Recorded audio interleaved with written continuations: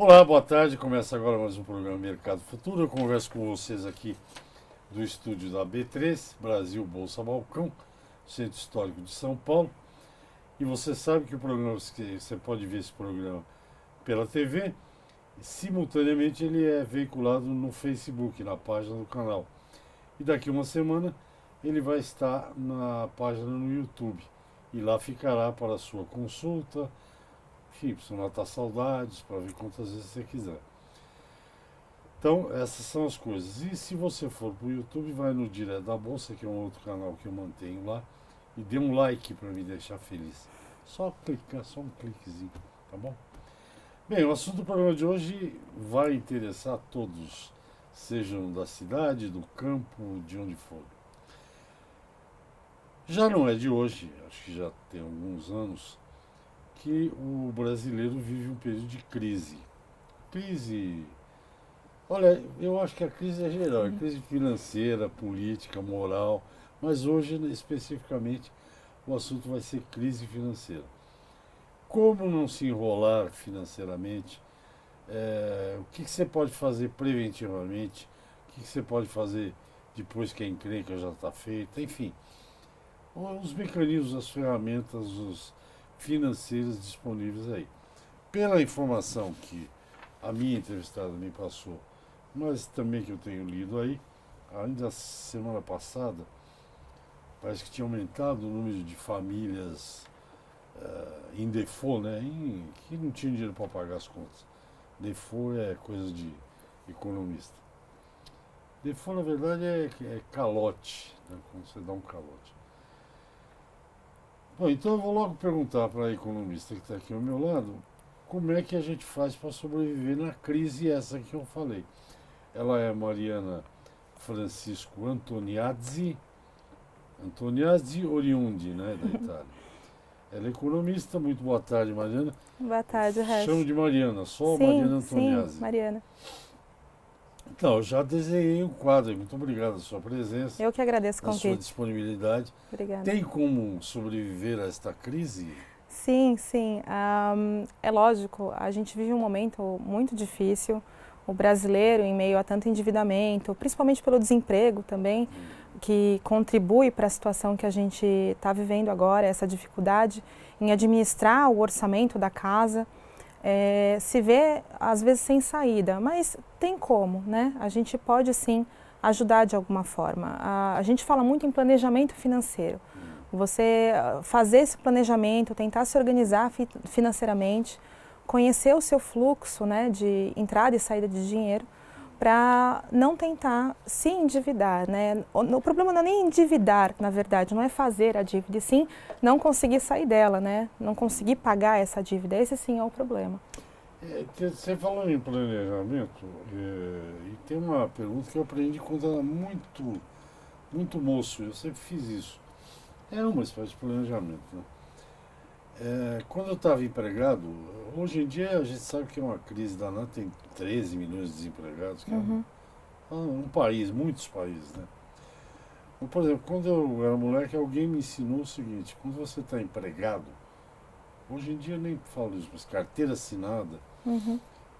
o que sempre tentava e dava bons resultados era ter, no mínimo, como reserva, 3 meses de salário. Isso, Naquele período que você saía do emprego e ia para outro. isso. Não é o que nós estamos vivendo hoje. Sim. Essa regra funciona ainda hoje? Funciona. Você tem que ter uma reservinha. É importante, reserva para uma emergência, não necessariamente a falta do emprego, o desemprego, enfim, mas a gente pode passar por várias situações caracterizadas como emergência. E aí você avalia o nível de segurança que você gostaria e planeje isso para, num momento, numa situação delicada, você está um pouco mais tranquilo, né? Enfim, você tem uma segurança. E isso é bom, você ter 3 meses, 6 meses, até 12 meses. Tem gente que trabalha com uma margem de 12 meses até, é importante. Até porque o período, nessa época aqui de crise, entre um emprego e outro, Está demora bem muito alto, tempo. isso, em média de 12 meses, então. É uma opção, já que nós estamos falando de emprego, tem outras coisas aqui que eu vou Sim. seguir, mas eu tenho ouvido, não sei se de você ou enfim, que muita gente do desemprego, ela resolveu fazer um negócio próprio. Trabalho informal, né? Isso tem acontecido, né? Justamente essas famílias que se veem numa necessidade de pagar as contas, né? Às vezes contas básicas, não consegue colocação, não se recoloca com tanta facilidade. Você tem que achar uma alternativa. O trabalho informal é um deles. Você às vezes faz um doce, um bolo e começa a vender ele. É muito comum mesmo. Você vê o número de ambulantes no Brasil, né, de pessoas que trabalham nessa forma informal, de forma informal, aumentou muito no Brasil hoje em dia, justamente pela necessidade. Virou uma necessidade do brasileiro trazer algum tipo de renda para casa. E não tem como se livrar disso. Não. Né? Bom, eu pessoalmente, essa coisa de comida que a gente não sabe de onde veio, mesmo com toda a boa intenção, Sim. Eu, por exemplo, não como. Eu fujo. Sim. Tento fugir. Porque você não sabe de onde veio, né? Como que foi feito, se o produto era bom ou não era bom. Mas enfim, vamos falar do que você veio aqui para falar. Planejamento financeiro. Sim. Como é que você faz? Nós podemos até imaginar uma família, digamos, se você quiser como exemplo. Sim. O pai, a mãe, na faixa dos 40, digamos, 2 filhos na escola aí, não sei que ano escolar que tá. Como é que faz esse planejamento? Quais são os pontos fundamentais? Alguns eu sei, moradia, né? Mas... Quando a gente fala em planejamento financeiro, a gente associa a traçar objetivos. Além de você conhecer bem a sua saúde financeira, aquilo que eu falei sobre fluxos de entrada e saída de dinheiro, quanto que a sua família, já que a gente está falando em família, quanto a sua família tem de receita, quanto a família toda tem de gastos, você faz um orçamento, um planejamento para um futuro, para um benefício futuro. A família, ela pode colocar um objetivo em comum, né? Algo que todos desejem, uma viagem, ou então uma casa própria, enfim, um automóvel. Você colocando um objetivo em comum de todos, fica mais fácil de se planejar e permanecer neste planejamento, né? Não fica aquele jogo de empurra-empurra, mas não está fazendo direito. Então, quando todo mundo está motivado ali por um objetivo em comum, fica mais fácil de seguir este planejamento em frente, que é importante você se comprometer a fazer ele diariamente. O planejamento financeiro ele é diário. Lógico que com o tempo vira sua rotina, né? Vira hábito. É um processo que a longo prazo é benéfico, traz benefícios, você vê um benefício final, você vê um resultado final, então isso vira sua rotina, seu dia a dia, você já fica mais acostumado. Mas no começo é importante você ter esse tipo de concentração, esse esforço diário, isso com todos, se for você, pessoa sozinho, né, indivíduo, ou em família. Então, me vieram 2 perguntas agora, mas já me pediram um comercial aqui, mas eu posso fazer a pergunta. Tá. A primeira é o seguinte, eu estou imaginando um planejamento, no meu caso, tá. não é real. Né? Eu posso frequentar para almoçar o melhor hot dog de São Paulo, que é o do Pedrinho, que é aqui do lado. Tá. Entra aqui na rua São Bento, né? Tem o Pedrinho. Eu não como hot dog, mas eu como outras coisas. É muito bom, ele faz o pão aí, é divino. Mas é um preço 13, 14 reais, 15. Né? Uhum. Mas aí, veja se você vai responder depois do intervalo. Tá. Veja se o planejamento, eu posso comer aí, já fiz a minha conta. Mas um dia eu estou passando em frente ao fogo de chão, sinto aquele cheiro de churrasco e entro lá. Planejamento não pode fazer nada disso. Né? Você responde daqui a pouco. Tá. Gente, eu converso com a Mariana Antoniazzi, ela é economista e está falando de planejamento familiar. É rapidinho, a gente volta já já. Ok, estamos de volta. A conversa é com a economista Mariana Francisco Antoniazzi. Ela está falando para como a gente pode se organizar financeiramente. Tem muita coisa para conversar, mas eu vou tentar ser rápido. Eu tinha falado disso. Você pode quebrar a rotina uma vez ou outra na questão de restaurante, eu estava falando. Claro que pode. Fazer esse planejamento financeiro não significa que você vai cortar todos os seus gastos. A ideia é, com essa sua saúde financeira, você poder consumir de forma inteligente e consciente. Você se organizou de tal forma que você sabe que esse excesso que você quer fazer é possível, cabe no seu orçamento. O importante, lógico que no começo você faz algumas exceções, todo início dá um pouco mais de trabalho. Planejamento financeiro, ele não é difícil, ele é trabalhoso pelo compromisso, principalmente no início. Mas você não abre mão, você não deixa de consumir, você não deixa de passear, se socializar, você só vai atrás de um objetivo. Né? Comece com objetivos mais fáceis, porque isso também vai te estimulando a continuar, a colocar outros à frente e com certeza você consegue. Quer dizer, o ideal, por exemplo, para essa minha família imaginária, digamos, eu vou falar uma coisa bem óbvia, né? Mas a família decidiu, os 4, que o sonho deles é ir nas próximas férias conhecer lá o cenário do Harry Potter, na Orlando, na Flórida.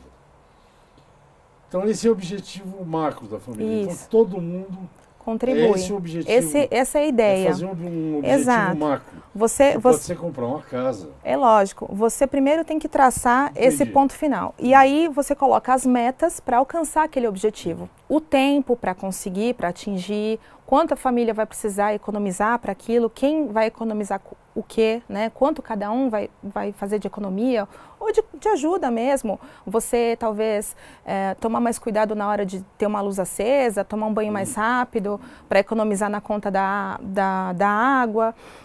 Existe um passo a passo inicial que a gente sempre indica para a família começar a se organizar, que é anotar todos os gastos de cada um, individualmente. Todos, os menores gastos, até o docinho depois do almoço.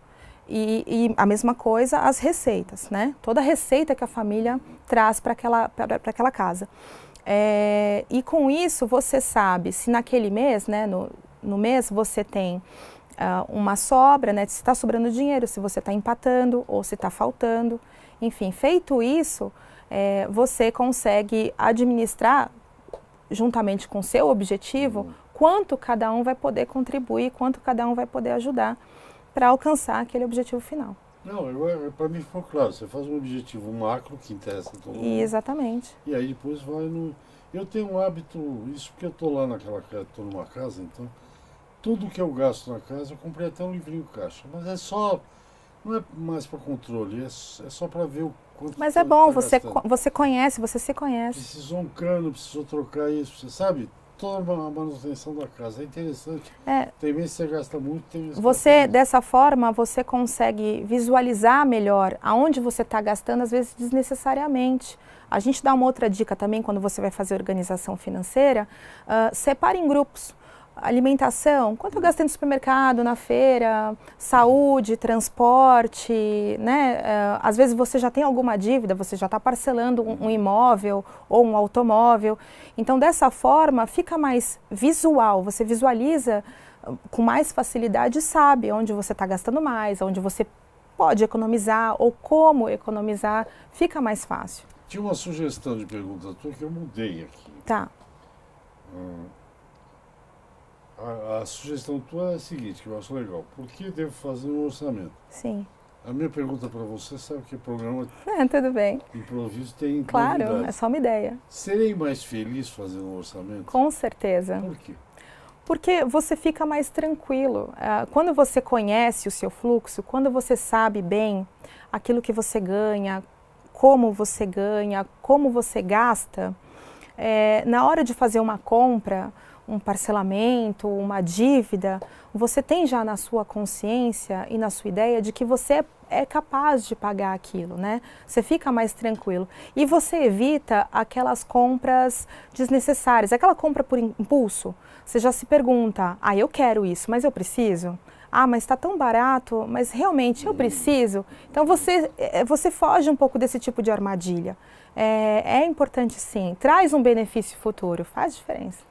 Olha, eu vou dizer uma coisa, eu ia falar do Kleber, mas eu vou falar de mim, porque eu estou brigando com um negócio que não é prioridade, mas eu estou precisando tanto. Vou te pedir um conselho.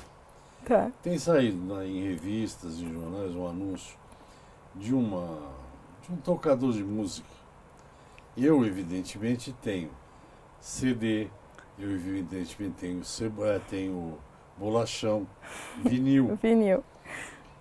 E tenho também o meu pendrive que toca onde tiver lugar para USB, não é isso que Isso, chama? entrada. Esse equipamento, tem os equipamentos da FENAC, nas lojas, lindos, que tocam tudo. E eu tô louco para comprar. Você acha que se eu passar mais uns 6 meses sem comprar, eu vou ser mais cauteloso? Tem Eu não tenho esse dinheiro agora. Sim, aí sim. Se você não pode comprar agora, não tem esse capital agora para comprar, ou parcelar ele também não seja Parcela em 12 interessante. vezes. Mas você tem que ver se essa parcela vai caber nesses 12 Isso. meses, né? Porque você tem outros compromissos para honrar.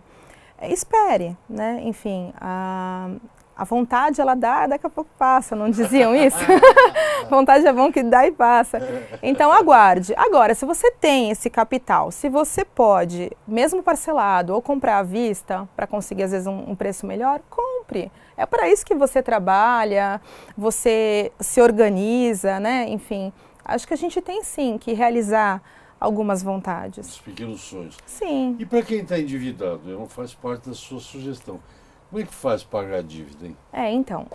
Negocia até morrer, né? Pois é, o planejamento financeiro ele ajuda bastante nesse momento que você está endividado.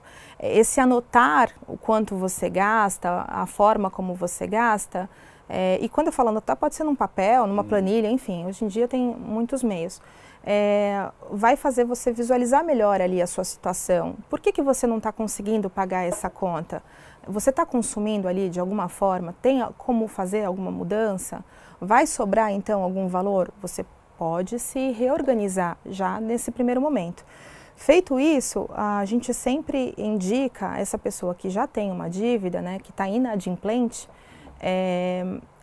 em renegociar com o seu credor.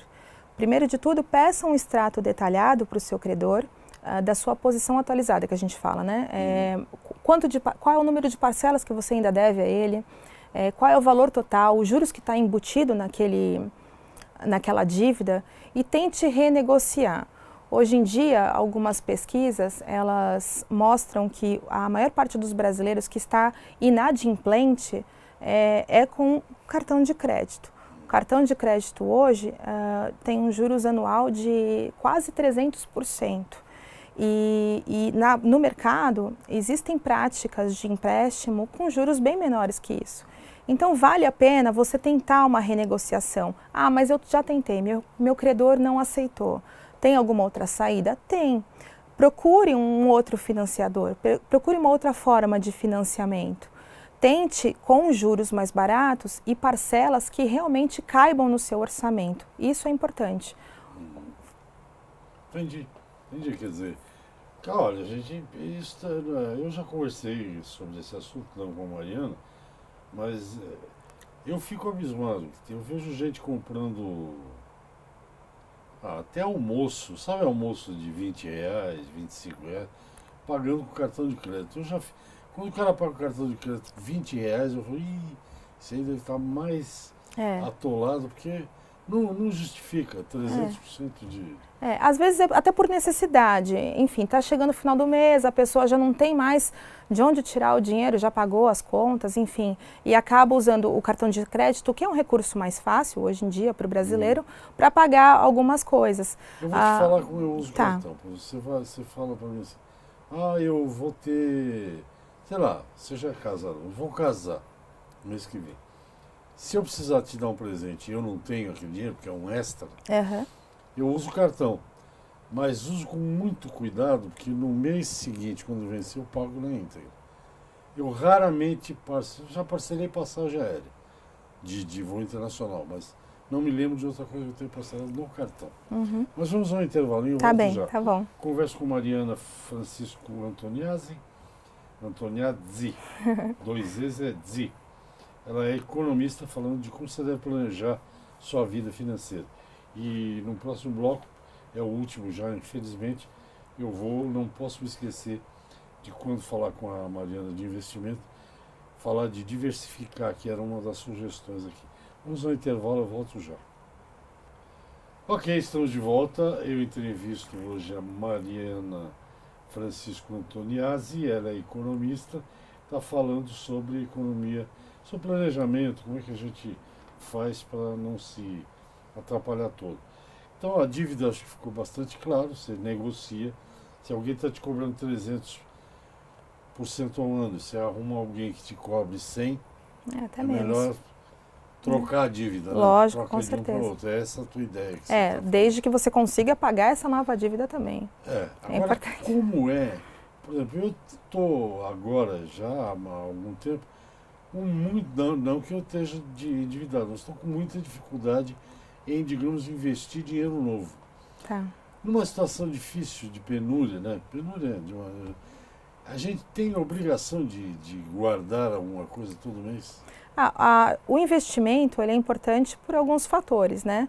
Primeiro por segurança, enfim, que a gente já fala, situações de emergência, e também para não perder o valor, né? Quando você guarda o dinheiro, no Brasil a gente tem inflação, que hoje a previsão para 2018 é de 3,95, mais ou menos. Então, para você não ter perda nesse valor, você faz investimentos em aplicações, né? Aí existem várias formas de aplicar. Mas é uma forma, esse investimento é feito justamente para você tentar render um pouco além dessa inflação e não ter perda de valor. Eu sei que não é da sua seara, não é da sua praia, mas é curioso. O Clebinho vai aplaudir lá o nosso cinegrafista de Varginha, Minas Gerais. Deve ser difícil você planejar. Por exemplo, eu tenho um plano de saúde. Uhum.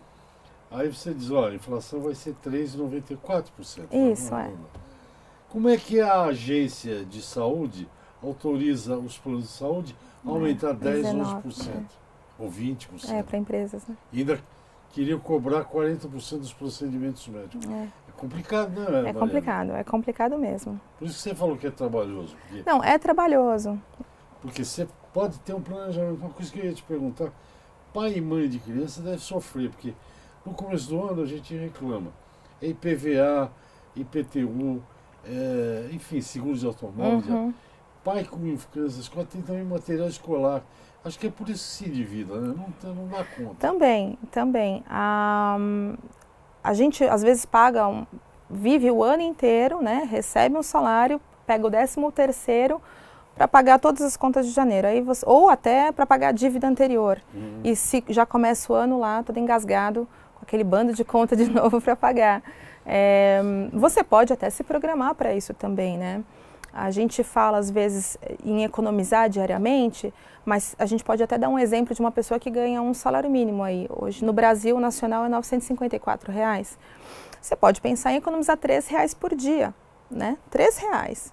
Alguma economia que você faça. 3 por 30 dá 90. Dá 90. Em um ano você tem esses 1.080. É um 14º que você pode usar para pagar o seu material, para pagar... Eu sei que você ganha muitos salários mínimos, mas enfim, você joga isso proporcional ao quanto você ganha. É questão de se planejar. Dá trabalho porque é isso mesmo, é olhar dia a dia, né? Olhar todos os dias. R$3 por dia. Eu posso economizar.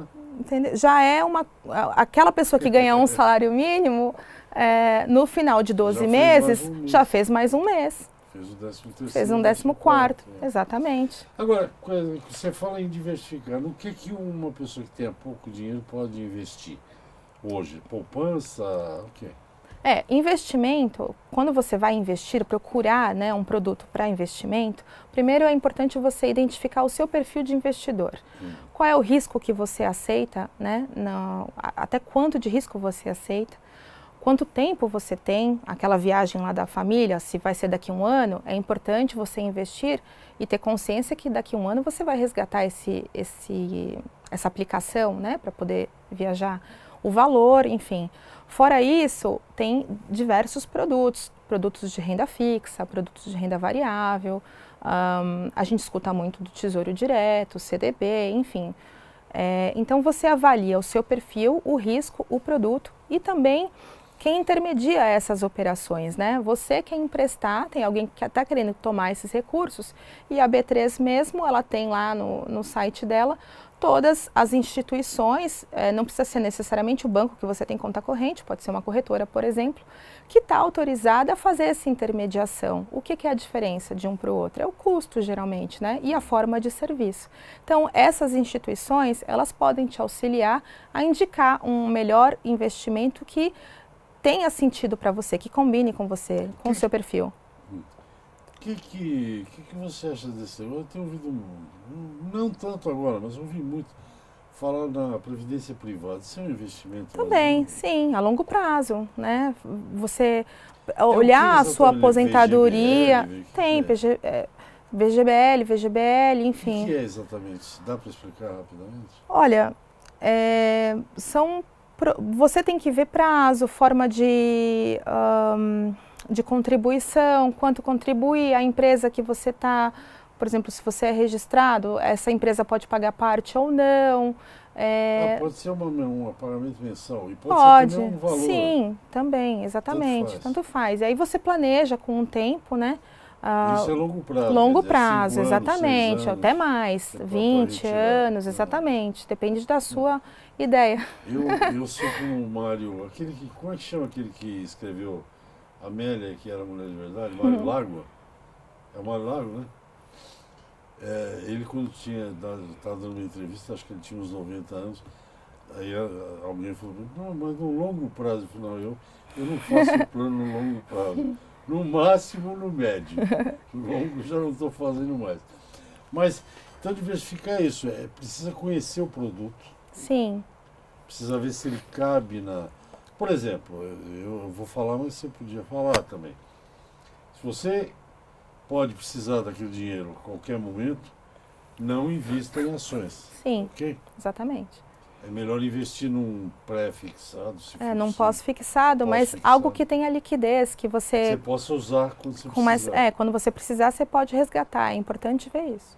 Temos 2 minutos de programa. Por exemplo, essa nossa família que vai ser feliz agora em dezembro, vai para a Disney ou para o Harry Potter lá. Quando é que nós estamos em agosto.